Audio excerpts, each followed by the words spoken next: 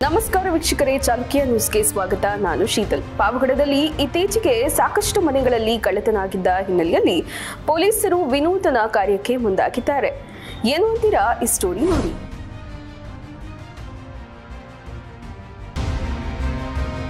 ತುಮಕೂರು ಜಿಲ್ಲೆಯ ಪಾವಗಡ ಪಟ್ಟಣದಲ್ಲಿ ಇತ್ತೀಚೆಗೆ ಮನೆಗಳ್ಳರ ಹಾವಳಿ ಹೆಚ್ಚಾಗುತ್ತಿದ್ದು, ಇದಕ್ಕೆ ಕಡಿವಾಣ ಹಾಕುವ ನಿಟ್ಟಿನಲ್ಲಿ ಪಾವಗಡ ಪೊಲೀಸರು ವಿನೂತನ ಪ್ರಯತ್ನಕ್ಕೆ ಕೈ ಹಾಕಿದ್ದಾರೆ.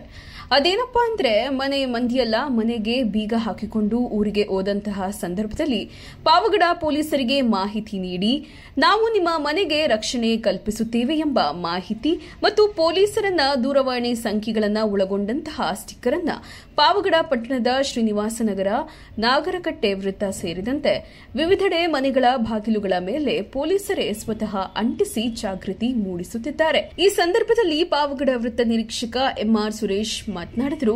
ಜಾಗೃತಿ ಕಾರ್ಯಕ್ರಮದಲ್ಲಿ ಇಲಾಖೆಯ ಸಿಬ್ಬಂದಿಗಳಾದ ದೀಪಕ್, ತಳವಾರ ರಾಜು, ನಾಗೇಶ್, ಪ್ರವೀಣ್, ನವೀನ್, ಸ್ಥಳೀಯ ಯುವಕರಾದ ಗೋಪಾಲ ಮಿರ್ಚಿ, ಅಭಿ ಸೇರಿದಂತೆ ಹಲವರು ಹಾಜರಿದ್ದರು.